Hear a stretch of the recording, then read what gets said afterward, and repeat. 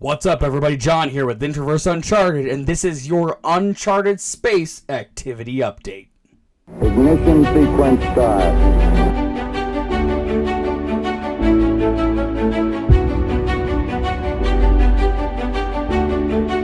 6, 5, 4, 3, 2, 1, 0. All engine running.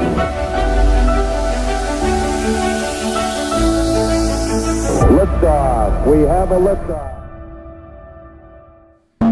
What's going on, everybody? I hope everybody has had a absolutely amazing day so far. I am coming to you today to bring you a very quick episode about things happening in space activity in the last week, 10 days or so. I feel like there's a lot of stuff that's been going on, especially down at Starbase in Boca Chica, Texas, and lots of fun and adventures as we get ready for a possible integrated flight test 3. Elon says that won't occur before the end of Q1, quarter 1 of 2023, so that would be probably March, so we probably won't see a launch of Starship until March. But let's go ahead and talk about some of the stuff that's been happening already at this point. Ship 28 was moved out to the pad finally on a moving platform that was covered in Christmas lights and inflatable snowmen. Good to see SpaceX getting into the holiday spirit. After it was brought to the pad, a spin prime test was performed. Essentially, they put liquid oxygen into the tank, and then they fire up the engine, but they don't ignite the engine. They just get the engine spinning, and it does a nice little plume of the vapor out the bottom, and that tests the system. Essentially, they get all the liquid going through the pipes and the lines to test that system. Booster 10 was then brought down to the pad for the possible start of testing, and a 6-engine static fire test was performed on Ship 28 on December 20th, just after 1:30 p.m. Central Time. You could actually see all 6 engines fire by the end of the test, so positive momentum coming out of their testing process so far. They started to clean up and clear out the old mid-bay area, which we don't know what that's for yet. The mid-bay was cleared out, taken down. Now they're leveling out the ground, and it looks like there's possible construction that is going to take place there, which links to the next thing, which is that they're finishing up construction on their production facility known as Star Factory. They were making more modifications to Star Factory this week, and there is a thought process that the cleanup and clear out of the mid-bay area may be used for more Star Factory space. There is also a very weird mystery concrete box that has been built on the site down in Boca Chica.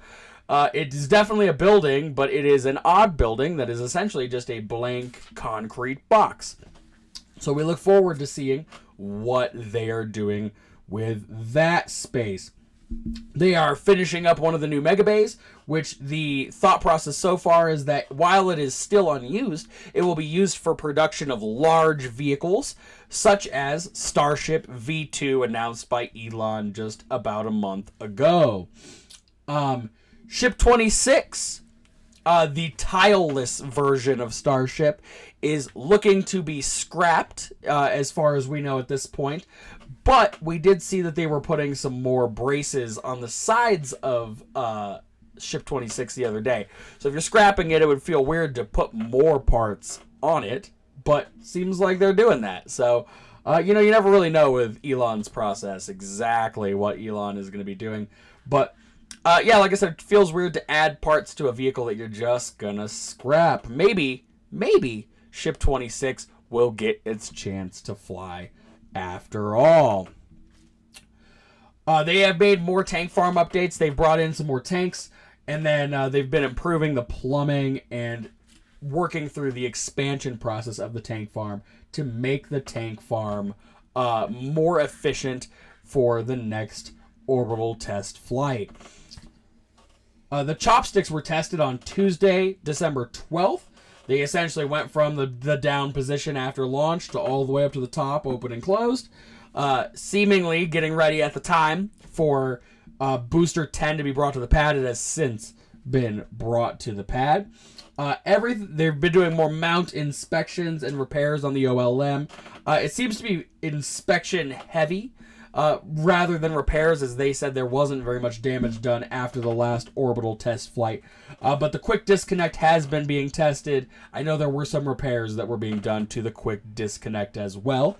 And some of the fencing around Starbase has been being removed so that they can build more uniformed walls for Starbase, which for everybody who does live streams such as Lab Padre and NASA Spaceflight, I'm sure that is a depressing thought process, as we will get to see less and less of the space at the ground level the more that they build these walls. But, it's Elon's space, and he can show us what he wants, and what he doesn't want, he won't show us. So that's how that will go. As of this morning, December 22nd, 2023, Firefly Alpha launched this morning. It was a successful flight carrying a Lockheed Martin satellite to low Earth orbit out of Vandenberg, California. Fly the Lightning is what they were going with for that one. I absolutely love it. Love the program. The launch was... Sorry. What is happening with my camera right now? There we go. Sorry about that. The launch was absolutely beautiful. Absolutely great time of the day. Their coverage was absolutely amazing. Glad to see them do this launch and finally get it off after having weather delays time after time after time. Firefly Alpha is a really cool looking program so far. Looking to essentially carry payloads into low Earth orbit on a moment's notice seems to be their goal. That at the drop of a hat they could load up a rocket and go is seeming to be the goal of their operation. And today's flight was absolutely incredible. Go Alpha, fly the lightning. Otherwise, today, down at Starbase in Boca Chica, Texas, I'm currently watching the live stream just off camera over here of Starbase Live, brought to you by NASA Spaceflight. If you haven't had the opportunity to check out NASA Spaceflight on YouTube or on their website, go check them out.